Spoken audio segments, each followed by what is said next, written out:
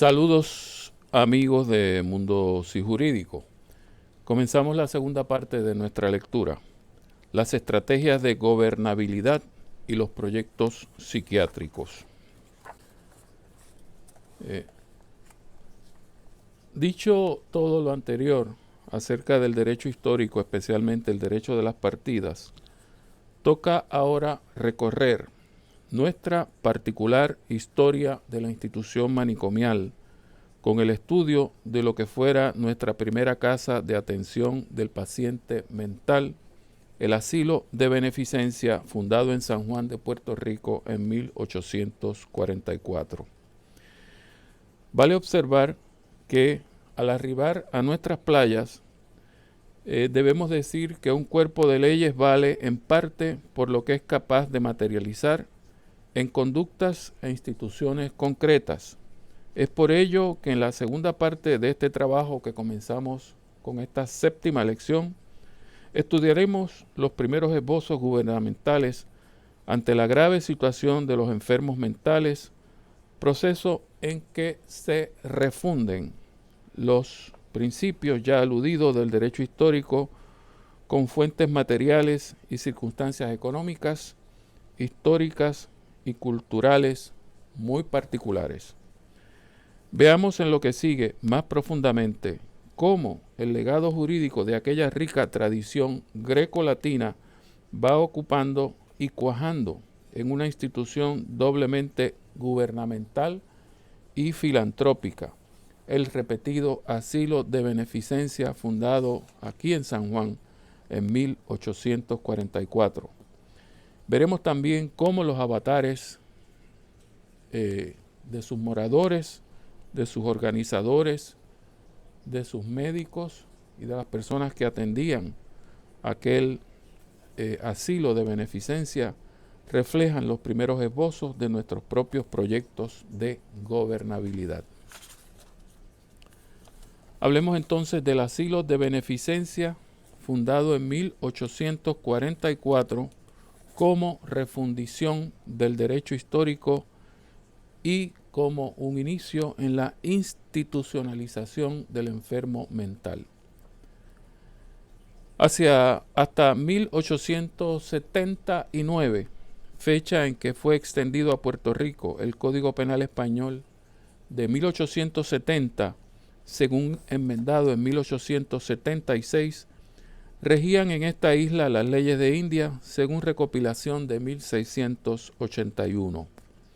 Las leyes de India se basaron en el derecho castellano, el cual a su vez recogía ordenanzas, resoluciones y otras normativas reales. Eso fue parte de lo que vimos en la primera parte de estas presentaciones. El derecho castellano, a su vez, bebe en las fuentes del derecho romano y luego visigodo, en su formulación más acabada en las 7 partidas en el siglo XIII, cuyo cuerpo legal principal obtiene las disposiciones sobre la locura que ya examinamos. Es en dicho contexto histórico legal que tendrán lugar los desarrollos gubernamentales de la colonia para crear el primer manicomio en Puerto Rico que veremos a continuación. En efecto, la creación del asilo de beneficencia, cuyo tuvo lugar el 19 de noviembre de 1844 como parte de las celebraciones en Puerto Rico del cumpleaños de la reina Isabel II de España. Para esta ocasión, el gobernador conde de Mirasol envió una circular a los alcaldes de la isla en la que les requería levantar un censo de los enfermos mentales en sus municipios. Esto lo veremos con calma seguidamente.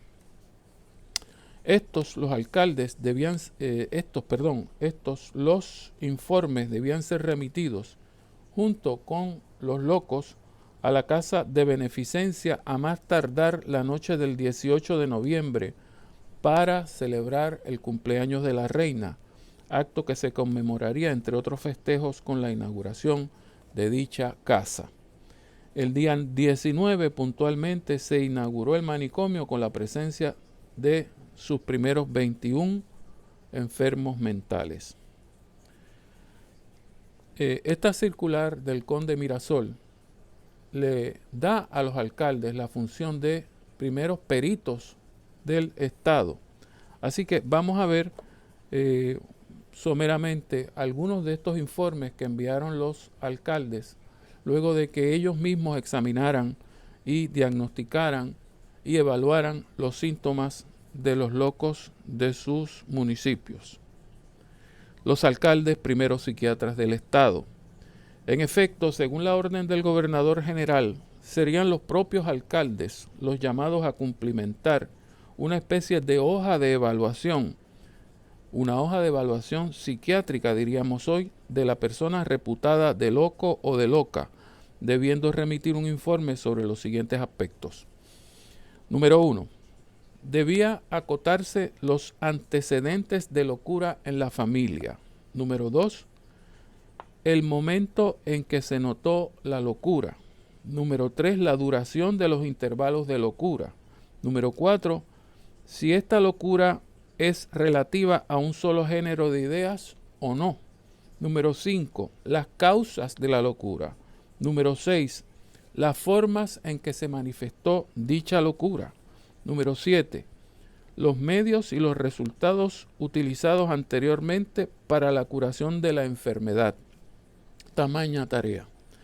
Si el demente era pobre de solemnidad o tenía recursos o familiares con bienes propios, también debía decirse. Y número 9, y finalmente, si era esclavo o sabía el amo a qué pertenecía. Aclaremos que es gracias al trabajo de la doctora Antonia Rivera Rivera que tenemos hoy constancia de estos informes. Hemos usado para ello el libro de la doctora Antonia Rivera Rivera, titulado El Estado Español y la Beneficencia en Puerto Rico del siglo XIX.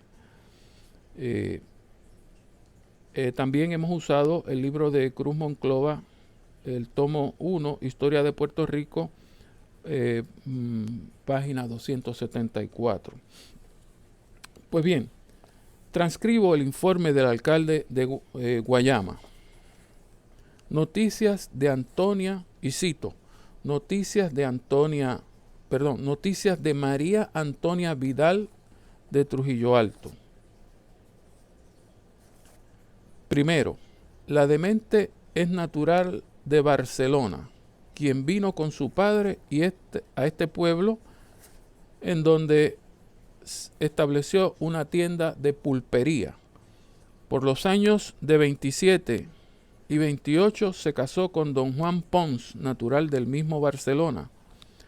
En los primeros meses del matrimonio observaron ambos una conducta irreprensible.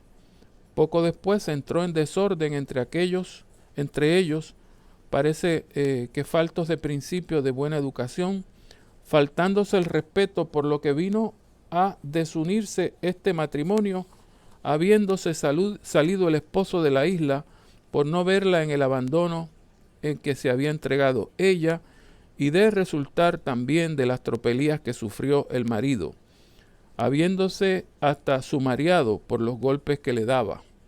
Ella, con la ausencia del esposo, quedó abandonada en el desorden de las pasiones, sin freno que la sujetase, y de este modo ha venido a parar en una demencia pacífica. Segunda, y continúa la cita, la demencia se notó pasados 2 años de su matrimonio. Tercero, la locura, es pacífica y cuerda después que ha padecido varias enfermedades. Cuarta, el desarreglo mental no se dirige a ninguna idea, pues todas sus manías consisten en componerse estrambóticamente y dejarse ver deshonestamente sin darle cuidado de nada, y en algunas horas fuerte cantar y bailar en demasía. Quinto, la causa que produjo esta demencia en su principio proviene de que en las comidas usaban ambos, entre ambos, apuraban un cuartillo de vino que atacaba la vena cefálica y concluía dándose de botellazos. Sexto, la locura se manifestó desde la época que llevo mencionando. Séptimo, no se ha emprendido la curación de la enferma por no tener familia que interviniese con ella. Cito de la doctora Antonia Rivera Rivera, del libro El Estado Español y la Beneficencia en Puerto Rico del siglo XIX, página 161. Nótese, número 1, la escrupulosidad con que se responden en riguroso orden las preguntas del formulario. Número 2, la explicación protocientífica que atribuye la enfermedad a la ingesta de vino y al ataque consecuente de dicha sustancia a la vena cefálica, causa directa de la locura. Número 3, la vertiente pública de la enfermedad mental, la cual no se dirige a ninguna idea, sino al comportamiento estrambótico y las pariciones públicas deshonestas y en el fuerte cantar y bailar. La reclusión en el flamante manicomio liberará a las calles de Trujillo Alto de esta calamidad pública. El encierro no se busca para curar, sino para excluir, ya que la curación se podría emprender por la familia. Careciendo de ella, María Antonia Vidal solo tiene un camino: ser alejada de la mirada pública por un decreto del Estado. Es sólo así, bajo el control estatal, que el baile y el canto en demasía de María Antonia podrá ser conculcado al oscuro recinto de una mazmorra y allí inspeccionada, medicada, alejada, castigada, disciplinada o eliminada. Óigase aquí un eco de los trabajos de Foucault. Es interesante notar que este informe nos da noticias del procedimiento por el cual se inauguró la atención del Estado al enfermo mental en la isla de Puerto Rico, mediante el recogimiento de aquellos 21 enfermos mentales, en parte para el espectáculo de un cumpleaños regio, en parte para el encierro de individuos perturbadores como podían ser los enfermos mentales. Bien, terminado con esta pequeña muestra de los informes rendidos por los alcaldes, primeros peritos forenses del Estado, pasemos a la labor del doctor Francisco R. Goenaga, perito forense allá para 1898. Es importantísima la figura de Francisco R. Goenaga, porque sobre la base de sus trabajos forenses que fueron escritos y publicados por él, es que surge el moderno peritaje psiquiátrico en este país, y además por su ingente obra de recopilación de sus propios casos, de su clínica, es que tenemos noticia de el estado disciplinario de la psiquiatría y su aplicación a Puerto Rico hacia finales del siglo XIX. Pues bien, en su histórico libro sobre el asilo de beneficencia, el doctor Francisco R. Goenaga nos ofrece un panorama de la situación de aquel asilo hacia 1897 en la siguiente estadística. Dice el doctor Goenaga: para un total de 552 recluidos, 130 son locos de ambos sexos, mientras 410 son acogidos de ambos sexos. Esto quiere decir que los enfermos mentales y los recluidos por delito o por simple vagancia o pobreza de solemnidad eran retenidos en el asilo sin discriminarse claramente entre las diferentes poblaciones. Es de notar además que de los 30 locos solo en el periodo de 1896 a 1899 murieron 34 de ellos.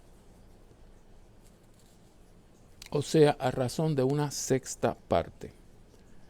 Sobre los avatares del asilo hacia la primera década del siglo XX, apenas 11 años después de la estadística que acabamos de ver, bastará una anécdota que recoge la caótica situación del asilo debida al propio Dr. Goenaga. Hacia principios de junio de 1911, el Dr. Goenaga, en su capacidad de psiquiatra forense, fue ordenado por la Corte de Distrito de San Juan a que se dirigiera a la cárcel a reconocer el estado mental de la reclusa Cristina Benítez, recluida junto a otras enfermas mentales en el penal. Enterado de que la tal Cristina Benítez había sido trasladada al manicomio insular, nuestro buen doctor va hasta allí, donde le presentaron una mujer negra cuyo color y demás señas personales eran distintas de las transcritas en la orden y que eran peculiares a Cristina Benítez. Reconocida la supuesta Cristina Benítez, resultó que la misma estaba completamente cuerda, confesando que su verdadero nombre era Francisca Reyes Verdejo. Goenaga regresa a la cárcel y después de una penosa investigación descubre que la desgraciada Cristina Benítez había muerto el día 9 de marzo sin ayuda médica alguna, confundida entre las presas y enterrada con el nombre equivocado de su compañera de infortunio, Francisca Reyes Verdejo. Francisca entonces ingresó en el manicomio con el nombre de Cristina Benítez.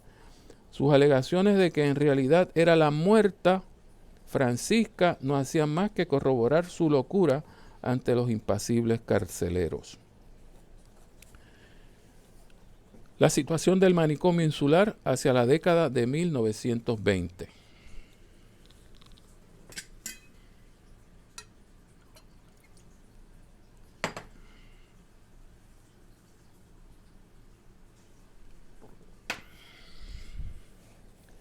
Otros 11 años después de la conversación del perito forense con la difunta Francisca Pérez Verdejo, el propio Goenaga describe las condiciones en que encuentra el asilo hacia 1922.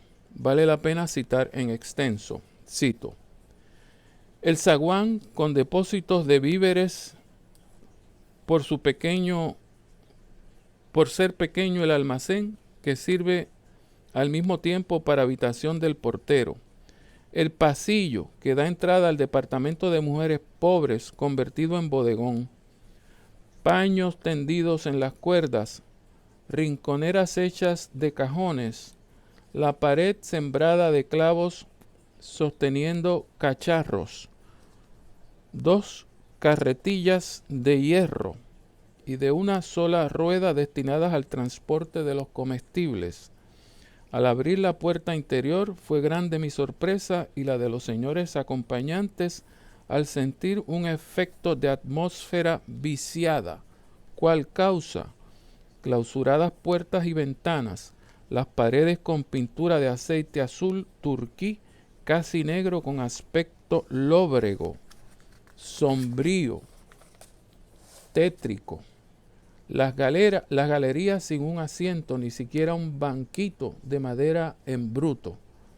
Las desdichadas locas a la intemperie, encerradas en el patio central del edificio, casi desnudas, nutriéndose de sus cuerpos pediculus humanus, descalzas, unas acostadas sobre el pavimento, tostadas por el ardiente sol de nuestro clima, otras sentadas sobre muros que son los restos de antiguas cajas para flores, algunas apacibles, silenciosas, y el mayor número excitadas, solicitándose y repeliéndose mutuamente. Igual cuadro en el patio del recinto sur, en el sótano falto de luz y aire, encerradas las locas en jaulas, Frente a ellas otras amarradas con chaquetas de fuerza. Instalado en el mismo sótano un planchadero y como combustible trozos de madera, introduciendo nubes de humo. Un pesebre próximo a la ventana de la enfermería hacía insoportable la invasión de las moscas. En ella nos fue entregada una joven de 23 años de edad con el brazo izquierdo amputado, porque la camisa de fuerza con fuerte ligadura le determinó asfixia total. Los magullidos que constan, los manguillos, que constan en el inventario de mi entrega del año 1907 nunca se usaron. Han aparecido nuevos después de 14 años en un cajón de la ropería. Las duchas de un uso diario destruidas, las circulares clausuradas, el dormitorio para 147 locas con 2 inodoros, 3 en otro para 130. El costurero con 3 máquinas de regular estado y 4 inservibles, lucía como la mesa usada en anterior época para las autopsias. Conviviendo con las alienadas 2 muchachos de 10 y 12 años de edad.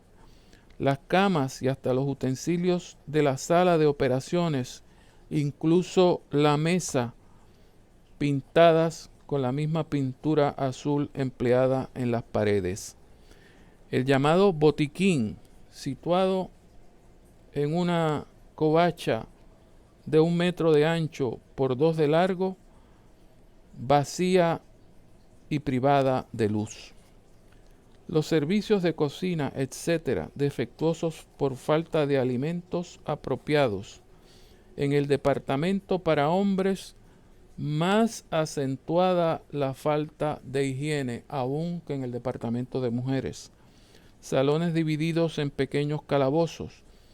En uno de la planta baja, sin ventilación, húmedo en demasía, estaba desde el día 6 de agosto de 1921, durante 9 meses, un mísero loco tuberculoso llamado Estanislao Dumas, por haber estrangulado a Máximo Agüeta, compañero de él en la doble enfermedad, a las 11 de la noche del citado día.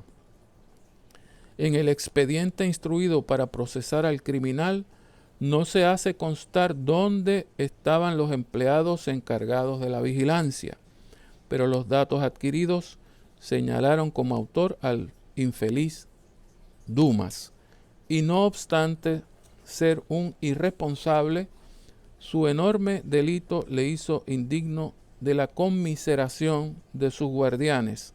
La ciencia le negó sus auxilios y fue tratado inquisitorialmente. Súmese a todo lo expuesto el clamor general por alimentación insuficiente y queda completada la narración del desastre del manicomio. Cierro la cita. Pueden encontrarla en el libro de Goenaga, en la página 90 a la 94.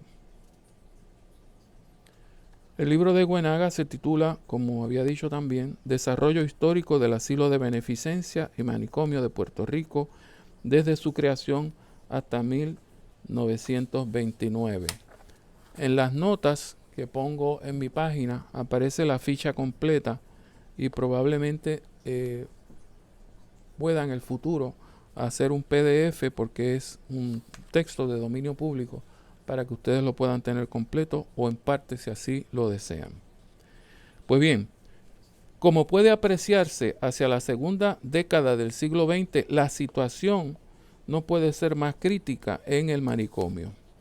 Falta de higiene, amputaciones debidas al uso indiscriminado de la camisa de fuerza, hacinamiento, la mesa de autopsia convertida en mesa de costura, inimputables cumpliendo penas por responsabilidad criminal, negligencia de los oficiales de guarda del asilo, tuberculosos recluidos junto con los demás enfermos mentales, salones en realidad que eran calabozos, entre otros.